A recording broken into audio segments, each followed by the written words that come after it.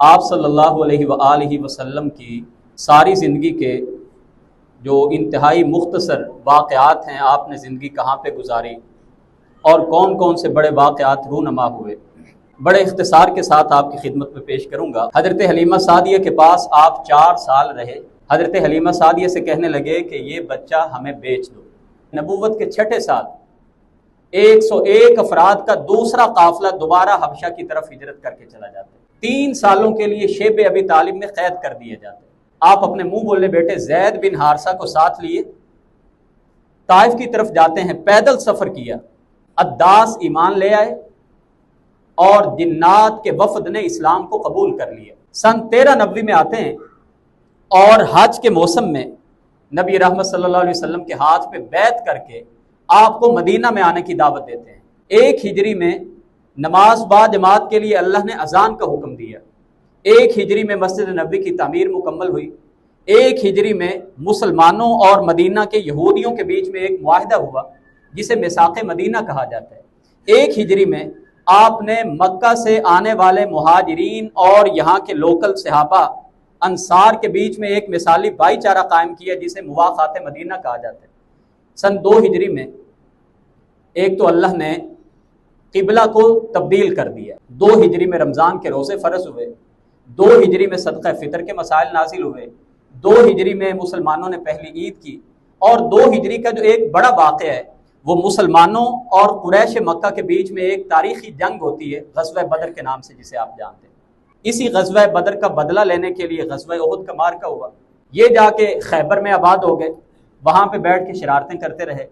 ان کی شرارتوں کی وجہ سے پھر تیسری جنگ مسلمانوں کی اور قریش کے بیچ میں ہوئی جسے آپ غزوہ احزاب اور غزوہ خندق کے نام سے جانتے ہیں۔ بنو قریظہ نے عین اس محاصرے کے دوران مسلمانوں سے غداری کی۔ آپ نے بنو قریظہ کی بستی کا محاصرہ کیا، 1 مہینہ محاصرہ جاری رہا۔ آپ نے حکم دیا کہ تمام یہودیوں کو قتل کرا دیا جائے، جن کی تعداد 600 یا 400 بتائی جاتی۔ آپ 1400 صحابہ کے ساتھ مکہ کی طرف عمرہ کی غرض سے آتے ہیں۔ حدیبیہ جو مکہ سے کچھ پیچھے تھا، مسلمانوں کو روک لیا جاتا ہے۔ اللہ کے نبی صلی اللہ علیہ وسلم خیبر کی طرف حملہ آور ہونے کے لیے جاتے ہیں۔ آپ صلی اللہ علیہ وسلم نے اس کا بدلہ لینے کے لیے 3000 کا لشکر بھیجا۔ حضرت زید بن حارثہ اس میں موجود ہیں، حضرت جعفر بن ابو طالب اس میں موجود ہیں، عبداللہ بن رواحہ اس میں موجود ہیں۔ خالد بن ولید کی یہ پہلی بڑی جنگ تھی۔ 2 لاکھ رومیوں سے مقابلہ ہونے جا رہا ہے اور مسلمانوں کی فوج صرف 3000 ہے۔ سن 8 ہجری میں نبی کریم صلی اللہ علیہ وسلم مکہ کو فتح کر لیتے ہیں۔ 11 ہجری میں 63 سال کی عمر میں، اور یہ 63 سال بھی اسلامی کیلنڈر کی بات کر رہے ہیں، قمری سال، اور اگر انگریزی سال کی بات کریں تو آپ صلی اللہ علیہ وسلم کی کل عمر مبارک 61 سال بنتی ہے۔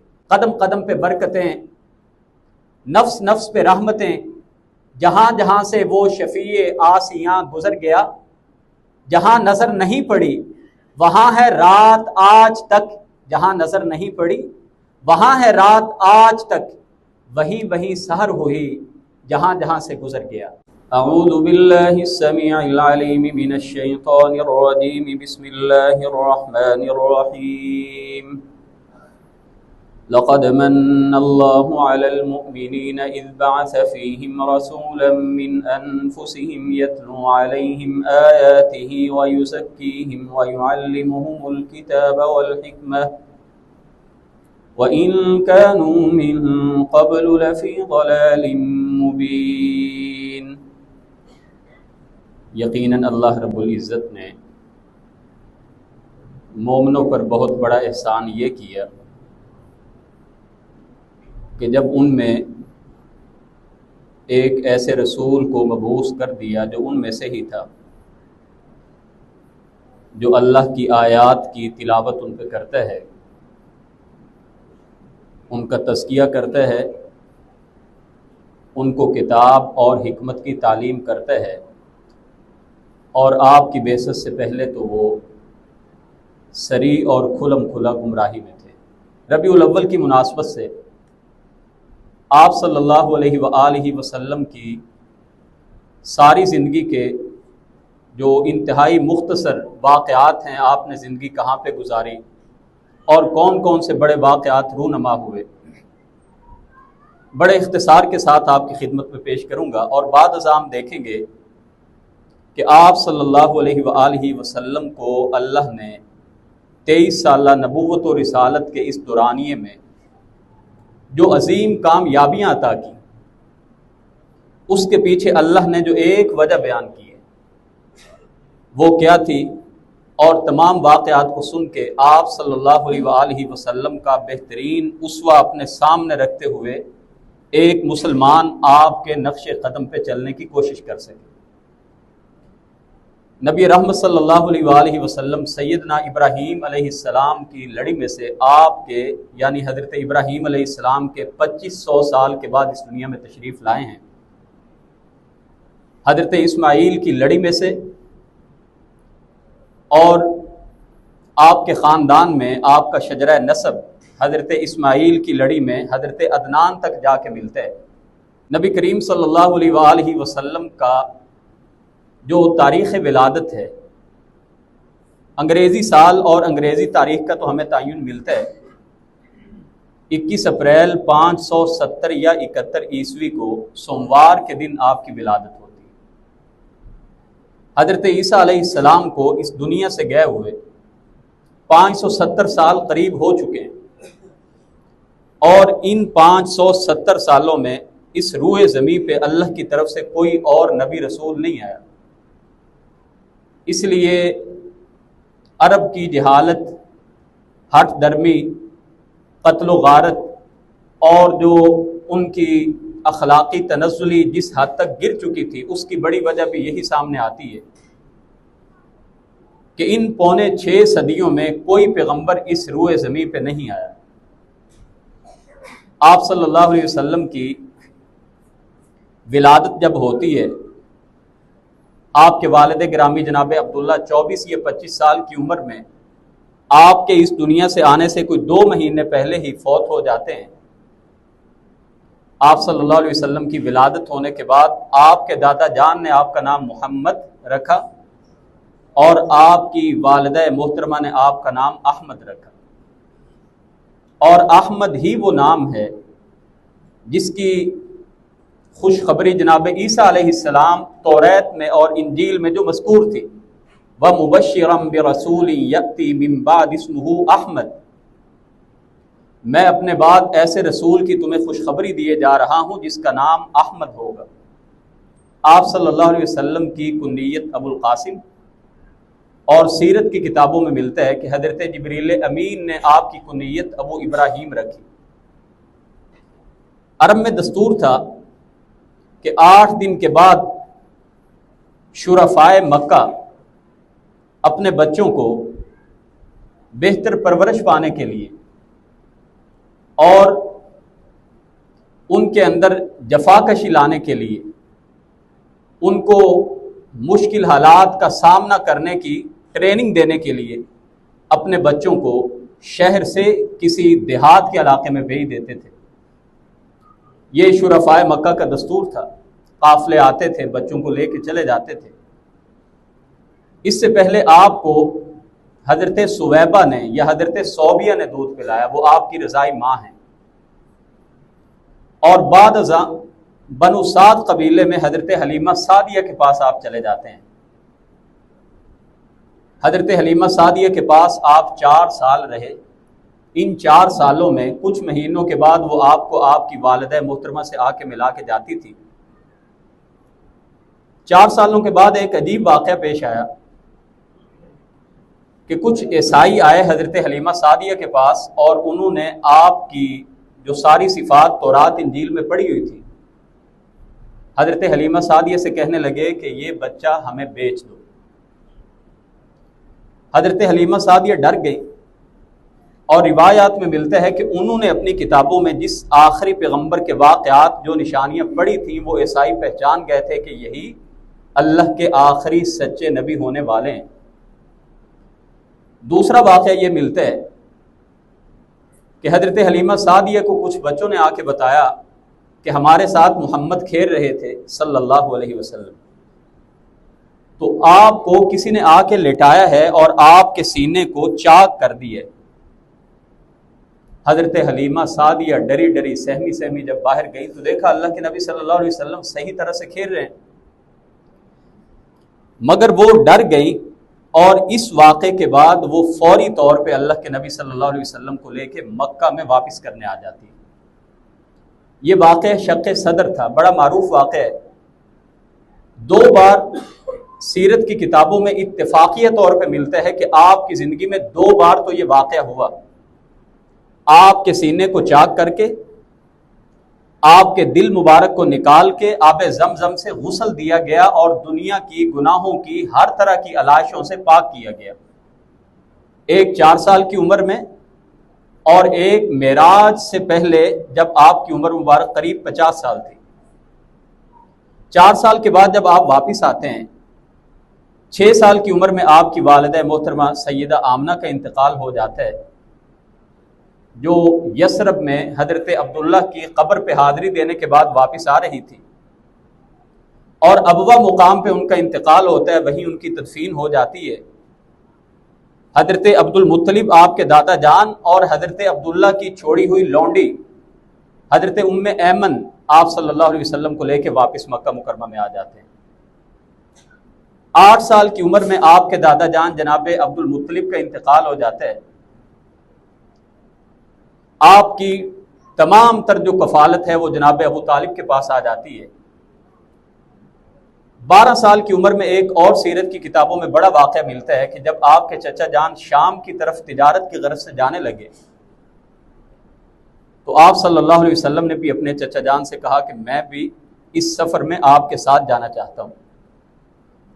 ساتھ لے لیا.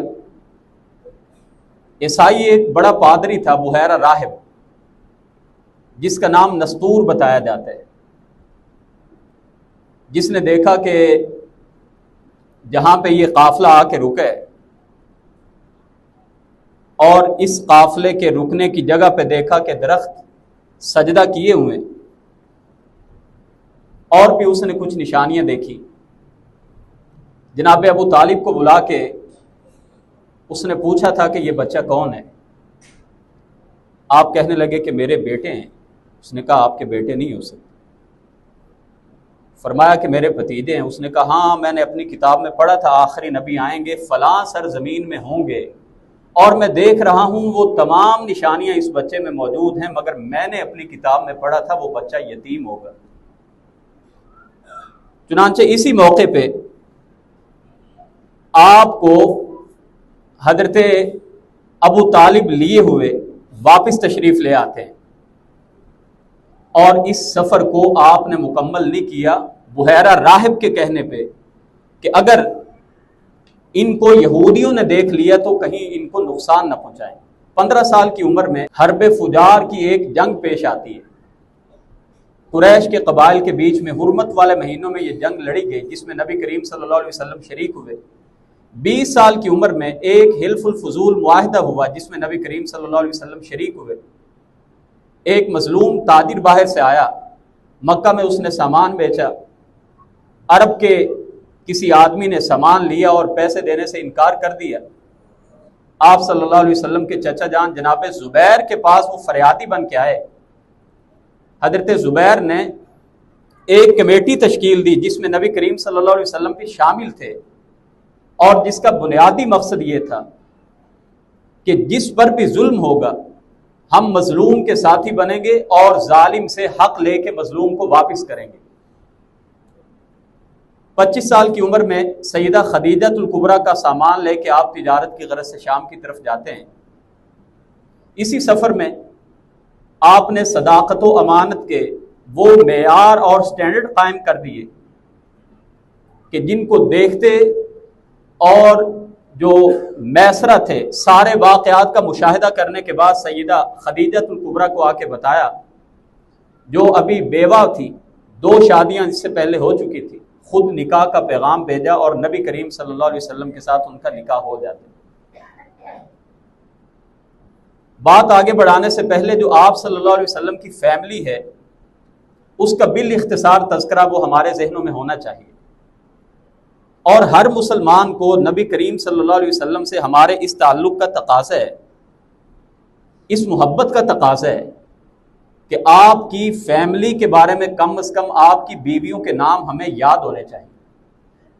اللہ نے قرآن میں کہا وَأَزْوَاجُهُ أُمَّهَاتُهُمْ، نبی کی بیویاں اہل ایمان کی مائیں ہیں۔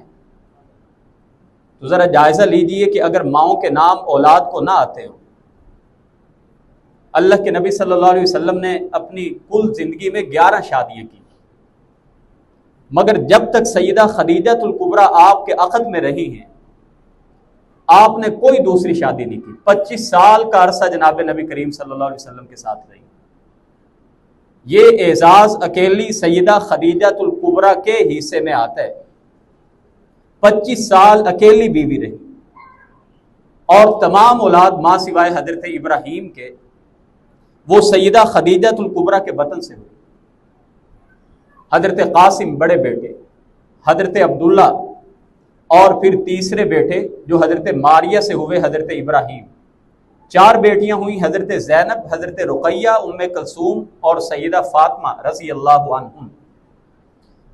اللہ کے نبی صلی اللہ علیہ وسلم کی یہ جو 11 ازواج ہیں، اس کے اندر بھی متعدد حکمتیں ہیں۔ یہ خاص حکمت اور خاص اجازت نبی کریم صلی اللہ علیہ وسلم کو اللہ نے دی تھی، جس کے پیچھے بے شمار حکمتیں تھیں۔ اور غور کرنے کی بات ہے کہ 50 سال کی عمر تک نبی کریم صلی اللہ علیہ وسلم کے عقد میں صرف ایک بیوی تھی، 50 سال کی عمر تک، اور 50 سال کے بعد آپ کو اللہ نے خاص اجازت دی۔ سوچئے کہ انسان کی جو زندگی ہے دراصل یہ 2 حصوں پہ مشتمل ہے، ایک گھر کی زندگی ہے، ایک باہر کی زندگی۔ باہر کی زندگی کے آپ کے احوال واقعات آپ کے دوست بیان کر دیتے ہیں جو صحابہ نے بیان کیے، مگر گھریلو زندگی، گھر کے معاملات، ازواج کے ساتھ جو تمام تر تعلقات تھے وہ آپ کی ازواج سے ہم تک تمام واقعات پہنچے ہیں۔ اور پھر آپ کی جو آخری بیوی اس دنیا سے تشریف لے گئی ہیں وہ حضرت ام سلمہ آپ کے بعد امت کو وہی دین کی باتیں سمجھاتی رہیں جو گھر کے معاملات تھے۔ حضرت عائشہ صدیقہ رضی اللہ تعالی عنہ 47 سال یہ بھی زندہ رہیں، حضرت ام سلمہ 58 سال زندہ رہیں نبی پاک کے بعد صلی اللہ علیہ وسلم۔ اور یہ اللہ تعالیٰ کی طرف سے خاص ایک حکم تھا جس کے اندر بے شمار حکمتیں تھیں۔ آپ صلی اللہ علیہ وسلم کے مکی دور کا، نبوت سے پہلے جو ایک آخری واقعہ سیرت کی کتابوں میں ملتا ہے وہ کعبہ کی تعمیر کا ہے۔ کعبہ جب دوبارہ سے بنانے لگے، روایتوں میں ملتا ہے خزانہ رکھا ہوا تھا، دیواریں چھوٹی تھی، چور آ جاتے تھے، اور بعض روایتوں میں یہ بھی ہے کہ آگ لگی، اس کی جو عمارت تھی اسے نقصان پہنچ گیا۔ بعض روایتوں میں یہ بھی ملتا ہے کہ سیلاب آیا، وہ پانی سے بھر گیا۔ قریش نے مل کے فیصلہ کیا کہ اس بیت اللہ کو گرا کے اس کی جگہ پہ نئے سرے سے تعمیر کی جائے۔ تعمیر ہونے لگ گئی۔ جب حجر اسود رکھنے کی باری آئی، قبائل میں جھگڑا ہونے لگ پڑا۔ طے یہ ہوا کہ جو بھی صاحب فلاں دروازے سے تشریف لائیں، وہ جو بھی فیصلہ کریں ان کو اپنا حکم مان لو۔ نبی رحمت صلی اللہ علیہ وسلم تشریف لاتے ہیں، آپ کو دیکھتے ساتھ ہی ان کی زبانوں سے جو لفظ نکلتا ہے، ھذا الامین رضیناہ، یہی تو امین ہے جن پہ ہم راضی ہو گئے ہیں، جن کے فیصلوں پہ ہم تمام خوش ہو جائیں گے۔ 37 سال کی عمر میں نبی کریم صلی اللہ علیہ وسلم ہر رمضان میں غار حرا میں جا کے عبادت کیا کرتے تھے، پورا رمضان کا مہینہ۔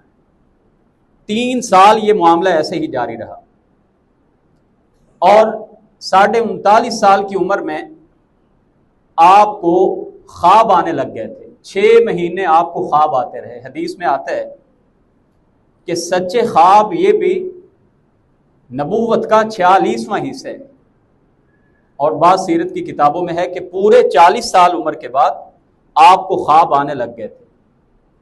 جو کچھ آپ رات کو خواب میں دیکھتے تھے اگلے دن وہ حقیقت میں سامنے آ جاتا تھا۔ اور پہلی وحی جو آپ پر نازل ہوئی ہے 21 رمضان المبارک میں، آپ صلی اللہ علیہ وسلم پر سورہ الگ کی پہلی 5 آیات نازل ہوتی ہیں۔ گویا کہ آپ کی زندگی کے ہم 2 پہلو دیکھ سکتے ہیں، ایک نبوت کی زندگی سے پہلے کے 40 سال اور 23 سال نبوت کی زندگی کے بعد کے۔ اب 40 سال کے بعد آپ نبی بن گئے، مکہ میں آپ مزید 13 سال رہے ہیں۔ ان 13 سالوں میں آپ کی حکمت عملی کیا تھی؟ پہلے 3 سال آپ نے انفرادی تبلیغ کی، ایک ایک کو اپنا پیغام پہنچایا ہے، اور اسی دورانیے میں جو عشرہ مبشرہ میں سے بڑے السابقون الاولون صحابہ ہیں انہوں نے ایمان کو قبول کیا۔ 3 سال کے بعد اللہ کا حکم آ جانے کے بعد وَأَنذِرْ عَشِيرَتَكَ الْأَقْرَبِينَ، اے نبی کریم صلی اللہ علیہ وسلم اب آپ اپنے عزیز و اقارب کو ڈرا دیجیے۔ آپ نے کوہ صفا پہ بلایا، خاندان والوں کی دعوت کی،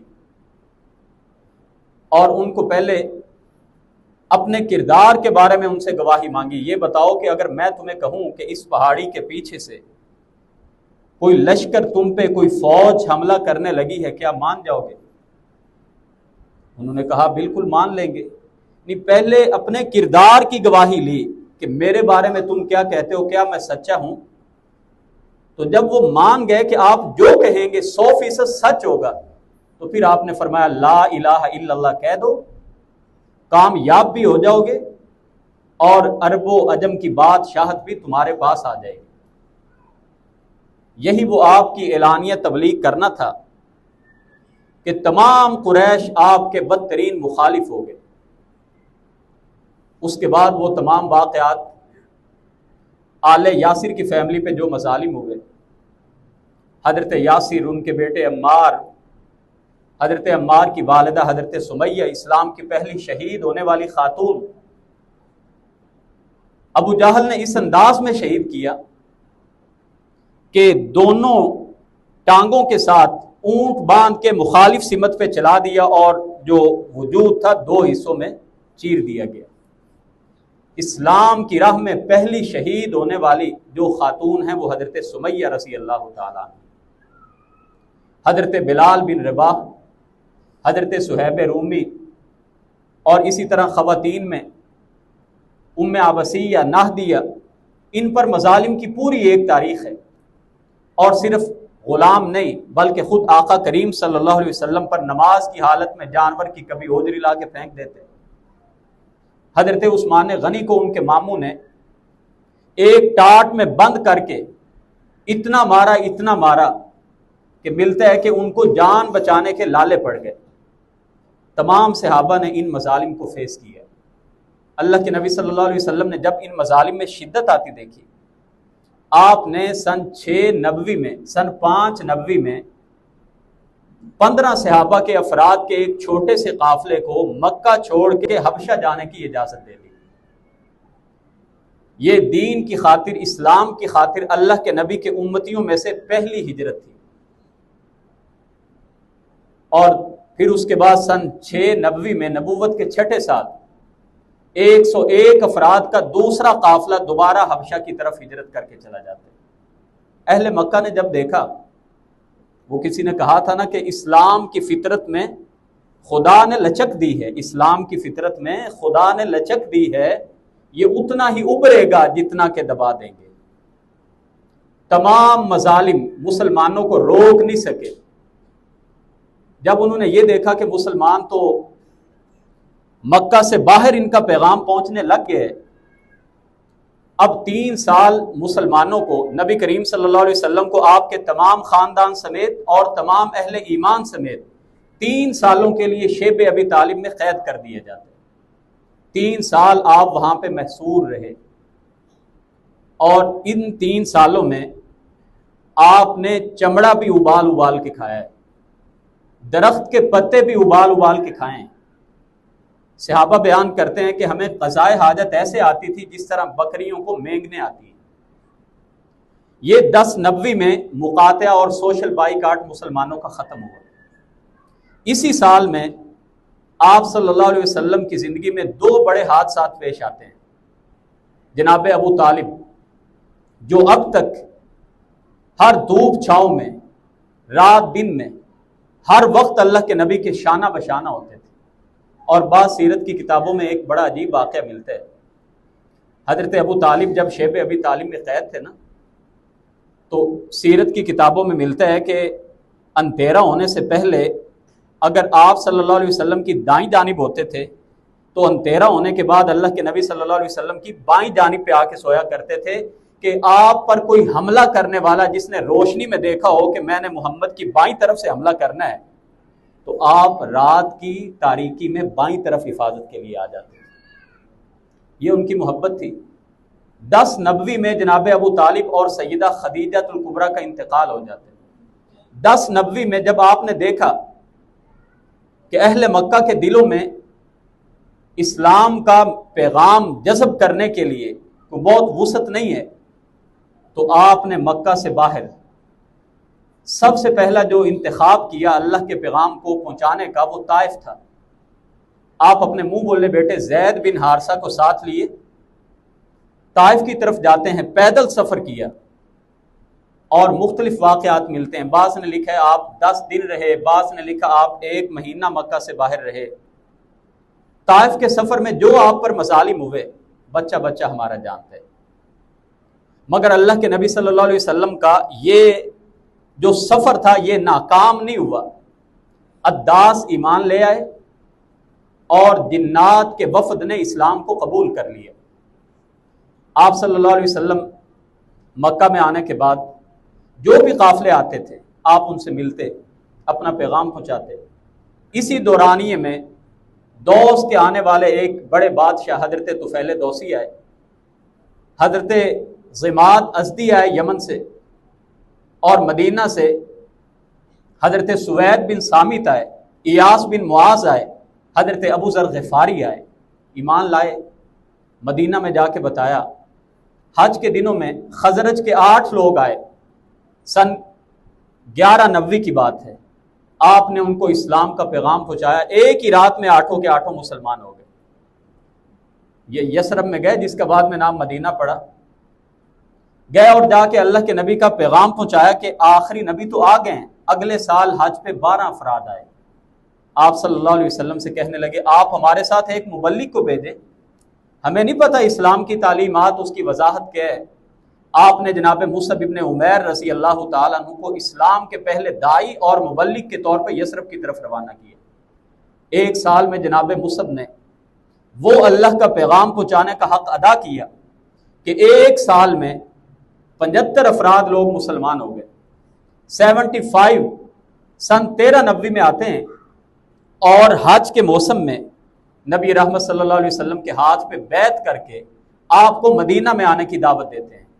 یہی وہ خاص واقعہ تھا، اور بعد ازاں اس میں اللہ کی اجازت شامل حال ہو گئی کہ آپ صلی اللہ علیہ وسلم نے خود بھی اور آپ کے اصحاب نے بھی مدینہ منورہ کی طرف ہجرت کی۔ یہ 53 سالہ آپ کی زندگی مکہ مکرمہ میں گزری۔ مدینہ منورہ میں جانے کے بعد ہم دیکھتے ہیں کہ سب سے پہلے آپ قباء میں آپ 14 دن آپ نے قیام کیا، اور سب سے پہلا آپ نے جو کام کیا یہاں پہ ایک مسجد تعمیر کی، مسجد قباء۔ یثرب میں تشریف لے گئے، یثرب کا نام بدل کے لوگوں نے کہنا شروع کر دیا مدینۃ النبی، یہ نبی کا شہر ہے، اسی مناسبت سے اس کا نام مدینہ معروف ہو گیا۔ آپ صلی اللہ علیہ وسلم جناب ابو ایوب انصاری کے گھر میں رہے جب تک مسجد نبوی کی تعمیر مکمل نہیں ہوئی، اس کے ساتھ حجروں کی تعمیر ہوئی۔ آپ صلی اللہ علیہ وسلم کی فیملی ابھی تک مکہ میں تھی، ابھی تک آپ کی ایک بیوی ہے، حضرت سودا سے آپ نے دوسری شادی کی، حضرت عائشہ سے نکاح ہو چکا تھا لیکن ابھی رخصتی باقی تھی۔ آپ نے اپنی ان دونوں فیملیوں کو بلایا اور مدینہ کے جو مسجد نبوی کے ساتھ متصل حجرے تھے آپ ان میں منتقل ہو گئے۔ بعد میں جیسے جیسے آپ کے عقد میں بیویاں آتی چلی گئیں، نکاح ہوتے چلے گئے، آپ صلی اللہ علیہ وسلم کے ان حجروں میں اضافہ ہوتا چلا گیا۔ 1 ہجری میں نماز با جماعت کے لیے اللہ نے اذان کا حکم دیا۔ 1 ہجری میں مسجد نبوی کی تعمیر مکمل ہوئی۔ 1 ہجری میں مسلمانوں اور مدینہ کے یہودیوں کے بیچ میں ایک معاہدہ ہوا جسے میثاق مدینہ کہا جاتا ہے۔ 1 ہجری میں آپ نے مکہ سے آنے والے مہاجرین اور یہاں کے لوکل صحابہ انصار کے بیچ میں ایک مثالی بھائی چارہ قائم کیا جسے مواخات مدینہ کہا جاتا ہے۔ سن 2 ہجری میں ایک تو اللہ نے قبلہ کو تبدیل کر دیا مکہ میں، اور مدینہ میں آنے کے بعد اللہ کے نبی صلی اللہ علیہ وسلم کا قبلہ بیت المقدس ہی چلا آ رہا تھا۔ مدینہ میں آنے کے بعد 16 مہینے آپ نے پہلے قبلے کی طرف منہ کر کے نماز ادا کی۔ پہلا حکم یہ ہوا 2 ہجری میں کہ اے نبی صلی اللہ علیہ وسلم، آپ اور آپ کی امت کا قبلہ قیامت تک کے لیے وہ بیت اللہ ہے۔ اور دوسرا حکم 2 ہجری میں رمضان کے روزے فرض ہوئے، 2 ہجری میں صدقہ فطر کے مسائل نازل ہوئے، 2 ہجری میں مسلمانوں نے پہلی عید کی، اور 2 ہجری کا جو ایک بڑا واقعہ ہے وہ مسلمانوں اور قریش مکہ کے بیچ میں ایک تاریخی جنگ ہوتی ہے غزوہ بدر کے نام سے، جسے آپ جانتے ہیں۔ 1000 کا لشکر لے کے آئے، مسلمان 313، مگر اللہ نے اس کو کلام پاک میں اس کا تعارف بیان کرتے ہوئے اس دن کو یوم الفرقان کہا، حق اور باطل میں فرق کرنے والا۔ کفار کے 70 بڑے بڑے سردار قتل ہوئے، 70 ان کے قیدی بنے، اور مسلمان صرف اور صرف 14 شہید ہوئے۔ اسی غزوہ بدر کا بدلہ لینے کے لیے غزوہ احد کا مارکہ ہوا۔ قریش 3000 کا لشکر لے کے آئے، مسلمان 1000 نکلے، مگر بعد میں 700 رہ گئے، اور ایک چھوٹی سی غلطی جس سے اللہ کے نبی نے صحابہ کو روکا تھا، حالات جیسے بھی ہو جائیں اس درے کو، اس چھوٹی پہاڑی کو نہیں چھوڑنا، ہم جیتیں یا ہم ہاریں۔ مگر باوجود اتنی تاکید کے صحابہ نے اس درے کو چھوڑ دیا، اور وہ جو مارکہ مسلمان جس میں فتح حاصل کر چکے تھے اور قریش دوڑ چکے تھے، مسلمانوں نے وہ ایک چھوٹی سی غلطی کی جس کو اللہ نے کلام پاک میں تفصیل سے بیان کی ہے، اور یہ جو جیتا ہوا مارکہ تھا یہ بالکل ایک طرح سے شکست میں بدل گیا۔ مسلمانوں کے اس میں 70 شہید ہو جاتے ہیں، نبی کریم صلی اللہ علیہ وسلم اس میں زخمی ہو جاتے ہیں، آپ کی شہادت کی افواہ پھیل جاتی ہے۔ البتہ ان کے تقریباً 40 کے قریب لوگ پھر بھی قتل ہو جاتے ہیں۔ اس میں غداری کی وجہ سے اللہ کے نبی صلی اللہ علیہ وسلم نے بدر کے بعد جو یہود کا قبیلہ تھا جن سے میثاق مدینہ کا معاہدہ ہوا تھا، بنو قینقاع کو نکال دیا، اور غزوہ احد میں غداری کی وجہ سے آپ نے دوسرے قبیلے یہودیوں کے بنو نذیر کو نکال دیا۔ یہ جا کے خیبر میں آباد ہو گئے، وہاں پہ بیٹھ کے شرارتیں کرتے رہے۔ ان کی شرارتوں کی وجہ سے پھر تیسری جنگ مسلمانوں کی اور قریش کے بیچ میں ہوئی، جسے آپ غزوہ احزاب اور غزوہ خندق کے نام سے جانتے ہیں۔ 10,000 کا لشکر قریش لے کے آئے، مسلمان صرف 3,000۔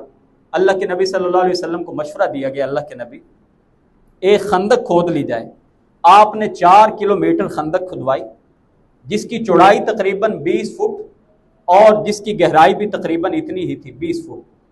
آپ نے ایک خندق کھدوا دی، جس سمت سے قریش کے حملہ کرنے کا ڈر تھا، آپ نے درمیان میں خندق کھدا دی کہ دشمن ہم پہ حملہ آور نہ ہو۔ لڑائی کی نوبت نہیں آئی، 1 مہینہ دونوں فوجیں آمنے سامنے بیٹھی رہی، مگر عین اس محاصرے کے دوران جو ایک قبیلہ مدینہ میں رہتا تھا یہودیوں کا، بنو قریظہ، 2 قبائل تو پہلے نکال دیے گئے تھے، بنو قینقاع اور بنو نذیر، بنو قریظہ نے عین اس محاصرے کے دوران مسلمانوں سے غداری کی، اور جو غزوہ احزاب کے فریق تھے جن کے ساتھ خیبر کے یہودی بھی آئے ہوئے تھے، ان کا ساتھ دیا۔ اللہ نے مسلمانوں کو بچانا تھا۔ ایک صحابی جن کا نام حضرت نعیم تھا، جو ابھی مسلمان ہوئے تھے، اللہ کے نبی کے پاس آیا، اللہ کے نبی کیا مجھے جھوٹ بولنے کی اجازت ہے؟ آپ نے فرمایا الحرب خدع، جنگ تو ہے ہی جھوٹ کا اور دھوکے کا نام، تو جنگ میں اس بات کی اجازت ہے۔ انہوں نے قریش میں اور یہودیوں کے بیچ میں کوئی ایسی باتیں کی کہ پھوٹ پڑ گئی، تیز آندھی اور طوفان چلے، ان کے جو خیمے لگے ہوئے تھے وہ اکھڑ گئے، اور ان کی دیگیں لگی ہوئی جو تھی وہ الٹ گئی۔ یہ سارے کے سارے سردی کے ایام تھے، یہاں سے پاک نکلے۔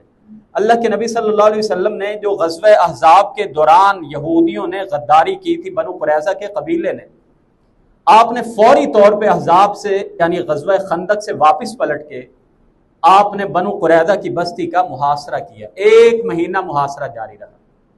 یہودیوں سے پوچھا بتاؤ جو تم کہتے ہو نا، اپنی کوئی رائے دو۔ اللہ کے رسول حضرت 7 صحابی ہمارے بارے میں جو فیصلہ کر دیں ہمیں منظور ہے۔ زخمی ہو چکے تھے غزوہ احزاب میں، بلا کے لایا گیا۔ اللہ کے نبی میری تو رائے یہ ہے انہوں نے ریاست کے ساتھ غداری کی ہے، اور ان کے تمام مردوں کو قتل کرا دیا جائے۔ یہ پہلی بدترین سزا ہے اللہ کے نبی کی سیرت پاک کے تمام واقعات میں، کہ آپ نے اس ریاست سے غداری، عین جب دشمن کے ساتھ آپ کی جنگ کا ماحول ہو، اور آپ نے اپنے وطن اور اپنے ساتھیوں کے ساتھ میثاق مدینہ معاہدہ کر کے اس کی عہد شکنی کی۔ اللہ کے نبی صلی اللہ علیہ وسلم نے فرمایا، 7 اللہ کا بھی عرش سے یہی حکم ہے آپ نے حکم دیا کہ تمام یہودیوں کو قتل کرا دیا جائے، جن کی تعداد 600 یا 400 بتائی جاتی ہے، مختلف روایات ہیں۔ خندقیں کھودی گئی، ان کی لاشوں کو اس میں پھینک دیا گیا۔ نبی کریم صلی اللہ علیہ وسلم سن 6 ہجری میں ایک خواب دیکھتے ہیں، اور اس خواب میں دیکھتے ہیں کہ میں عمرہ کرنے جا رہا ہوں۔ اللہ کے نبیوں کے خواب بھی وحی کا حصہ ہوتے ہیں۔ آپ 1400 صحابہ کے ساتھ مکہ کی طرف عمرہ کی غرض سے آتے ہیں۔ حدیبیہ جو مکہ سے کچھ پیچھے تھا، مسلمانوں کو روک لیا جاتا ہے، اور اسی دوران پھر صلح ہوتی ہے۔ مسلمان کہتے ہیں کہ ہم عمرہ کیے بغیر یہاں سے واپس نہیں جائیں گے، وہ کہتے ہیں ہم نے آپ کو آنے نہیں دینا۔ آخر کار ایک صلح کا معاہدہ ہوتا ہے جس میں یہ شرط طے پاتی ہے کہ مسلمان اس سال واپس چلے جائیں اور اگلے سال عمرہ کرنے آ جائیں، 3 دن آ کے مکہ میں رہ سکتے ہیں، اور کچھ شرائط تھی، اور مسلمان واپس آ جاتے ہیں عمرہ کیے بغیر۔ 10 سال جنگ بندی کا معاہدہ ہو جاتا ہے مکہ والوں کے ساتھ۔ نبی کریم صلی اللہ علیہ وسلم یہاں سے سیدھا رخ کرتے ہیں خیبر کا، اور اسی دوران میں آپ نے دنیا کے بڑے بڑے جو بادشاہ تھے، آپ نے ان کو دعوتی خطوط لکھے، روم کے بادشاہ کو، ایران کے بادشاہ کو، حبشہ کے بادشاہ کو، مختلف آپ نے خطوط لکھے، مختلف اس کے جوابات ملے۔ اب خیبر کی شرارتوں کا جو بدلہ لینا وہ بھی ضروری تھا، جن کی شرارتوں کی وجہ سے غزوہ خندق، غزوہ احزاب کا مارکا ہوا۔ اللہ کے نبی صلی اللہ علیہ وسلم خیبر کی طرف حملہ آور ہونے کے لیے جاتے ہیں، اور 93 یہودی قتل ہو جاتے ہیں۔ 8 بڑے بڑے قلعے تھے، ایک قلعہ جو فتح نہیں ہو رہا تھا وہ حضرت علی رضی اللہ تعالیٰ عنہ کے ہاتھوں میں اللہ نے فتح نصیب کی ہوئی تھی۔ یہودیوں کے ساتھ اس شرط پہ صلح ہوئی کہ یہاں کی فصلوں کی آبیاری ہم کریں گے، بیج ہم بوئیں گے، مگر جتنی بھی فصل ہوگی جرمانے کے طور پہ آدھا ہم مسلمانوں کو دیں گے اور آدھا ہم اپنے پاس رکھیں گے۔ اس شرط پہ خیبر کے یہودیوں کو وہاں پہ رہنے کی اجازت دی گئی۔ اللہ کے نبی صلی اللہ علیہ وسلم نے جو خط لکھے تھے، ان خطوط میں سے ایک خط جو حضرت حارث لے کے گئے تھے، ان کو ایک بصرہ کا گورنر تھا جس کا نام تھا شرحبیل، اس نے قتل کرا دیا۔ آپ صلی اللہ علیہ وسلم نے اس کا بدلہ لینے کے لیے 3000 کا لشکر بھیجا۔ حضرت زید بن حارثہ اس میں موجود ہیں، حضرت جعفر بن ابو طالب اس میں موجود ہیں، عبداللہ بن رواحہ اس میں موجود ہیں۔ خالد بن ولید کی یہ پہلی بڑی جنگ تھی مسلمانوں کی طرف سے۔ 2 لاکھ رومیوں سے مقابلہ ہونے جا رہا ہے، اور مسلمانوں کی فوج صرف 3000 ہے۔ مسلمان جا کے ٹکرائے، کئی دنوں تک لڑائی جاری رہی، مسلمان 12 شہید ہوئے، اور حضرت خالد بن ولید جنگی حکمت عملی کے تحت پوری فوج کو نکال کے واپس لے آتے ہیں۔ سن 8 ہجری میں نبی کریم صلی اللہ علیہ وسلم مکہ کو فتح کر لیتے ہیں۔ حدیبیہ میں جو شرائط طے ہوئی تھی، مکہ کے کفار نے ان میں سے ایک بڑی شرط کو توڑ دیا تھا، اور وہ شرط جو تھی کہ مسلمانوں کا جو دوست قبیلہ ہوگا اس سے بھی 10 سال کوئی جنگ نہیں ہوگی، 10 سال۔ مگر انہوں نے مسلمانوں کے حلیف قبیلے پر حملہ کیا، بنو خزاع کے کئی لوگوں کو قتل کیا۔ نبی کریم صلی اللہ علیہ وسلم ان کا بدلہ لینے کے لیے 10,000 کی فوج لے کے 8 ہجری میں مکہ مکرمہ پر حملہ آور ہوتے ہیں، اور مکہ مکرمہ کو کفار کے چنگل سے آزاد کرا کے اللہ کے اس گھر کو بتوں سے پاک صاف کر دیتے ہیں۔ یہ آپ صلی اللہ علیہ وسلم کی زندگی کے چند بڑے بڑے واقعات ہیں۔ اور پھر سن 9 ہجری میں حج فرض ہوتا ہے۔ 10 ہجری میں آپ زندگی کا ایک حج کرتے ہیں 1.25 لاکھ صحابہ کے ساتھ، جسے حجۃ الوداع کے نام سے یاد کیا جاتا ہے۔ 11 ہجری میں 63 سال کی عمر میں، اور یہ 63 سال بھی اسلامی کیلنڈر کی بات کر رہے ہیں، قمری سال، اور اگر انگریزی سال کی بات کریں تو آپ صلی اللہ علیہ وسلم کی کل عمر مبارک 61 سال بنتی ہے۔ آپ صلی اللہ علیہ وسلم کی یہ جو مثالی زندگی آپ گزار کے گئے ہیں، قرآن کریم میں اللہ رب العزت نے آپ کی ذات کے بارے میں ایک پوری ذات کا خلاصہ آپ کہیے کہ آپ کو اللہ نے جو اتنی کامیابیاں عطا کی، اور آج دنیا میں جو خیر جو برکت نظر آتی ہے، وہ اللہ کے نبی صلی اللہ علیہ وسلم کی انسانیت کو سکھائی ہوئی اسی انسانیت کا نتیجہ ہے۔ قدم قدم پہ برکتیں، نفس نفس پہ رحمتیں، جہاں جہاں سے وہ شفیع آسیاں گزر گیا، جہاں نظر نہیں پڑی وہاں ہے رات آج تک، جہاں نظر نہیں پڑی وہاں ہے رات آج تک، وہیں وہیں سحر ہوئی جہاں جہاں سے گزر گیا۔ یہ نبی کریم صلی اللہ علیہ وسلم کی سیرت مطہرہ کا نتیجہ تھا مگر اللہ نے آپ کے تمام اوصاف کو ایک آیت میں بیان کیا کہ اے نبی صلی اللہ علیہ وسلم، آپ کو جو اللہ نے اتنی کامیابیاں دی ہیں، اکیلے، وہ کسی نے کہا تھا نا، میں اکیلا ہی چلا تھا جانب منزل، مگر لوگ ملتے گئے، کارواں بنتا گیا۔ کوئی بڑے سے بڑا جو مشن ہوتا ہے وہ افراد کی سہولت کے بغیر ممکن نہیں ہے۔ اور نبی کریم صلی اللہ علیہ وسلم مکہ سے مدینہ میں آئے، کیسے افراد میں اضافہ ہوتا چلا گیا۔ اللہ نے فرمایا وَلَوْ كُنْتَ فَظًّا غَلِيظَ الْقَلْبِ لَانفَضُّوا مِنْ حَوْلِكَ، اے نبی پاک صلی اللہ علیہ وسلم، اگر آپ سخت دل ہوتے، اگر آپ ترش رو ہوتے، اگر آپ سخت زبان ہوتے، اور آپ کے دل میں اللہ کے نبی اگر نرمی نہ ہوتی تو آپ کے ارد گرد یہ صحابہ کا اتنا جمگٹھا آپ کو نظر نہ آتا۔ گویا کہ قرآن نے جو آپ کا ایک بڑا وصف بیان کیا حسن خلق کا، وہ آپ کی نرمی تھی۔ اور رسالت مآب صلی اللہ علیہ وسلم کی اس دنیا میں بعثت کرنے کا مقصد ہی اللہ نے یہ بیان کیا کہ آپ کی اقتداء، آپ کی اتباع، آپ کی پیروی کی جائے۔ قرآن پاک میں ایک درجن مقام پہ اللہ نے اطاعت، اللہ کی اطاعت کے ساتھ رسول اللہ کی اطاعت کا حکم دیا ہے، 12 مقامات پہ۔ اور جہاں بھی بات ہوئی اطیعوا اللہ و اطیعوا الرسول، نبی پاک کی سیرت تمہارے سامنے ہے۔ بہترین اسوہ، آئیڈیل پرسنالٹی اگر کوئی ہے تو وہ جناب رسول پاک صلی اللہ علیہ وسلم کی ہے۔ آپ سے بڑھ کے اس کائنات میں کوئی آ نہیں سکتا، اسی لیے آپ پہ ختم نبوت کر دی گئی۔ اور آپ کی جو سیرت ہے وہ کامل ہے، ہر پہلو میں ہمارے لیے آئیڈیل ہے۔ ہمارا کاروبار ہو، ہمارے معاملات ہوں، ہمارے تعلقات ہوں، ہمارے لیے بہترین رول ماڈل اگر کوئی پرسنالٹی ہونی چاہیے تو وہ صرف ایک ہے، صرف ایک۔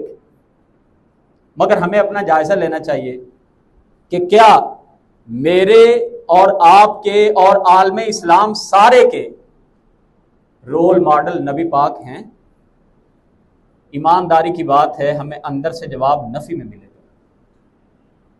اور اللہ کے ہاں دعوے نہیں چلتے، یہ یاد رکھیے، اللہ کے ہاں عمل اور اطاعت چلتی ہے۔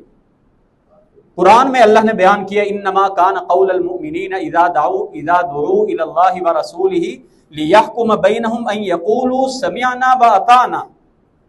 اہل ایمان وہ ہیں جب نبی پاک کی بات آ جائے، سمعنا واطعنا، ہم نے سنا اور ہم نے اطاعت کی۔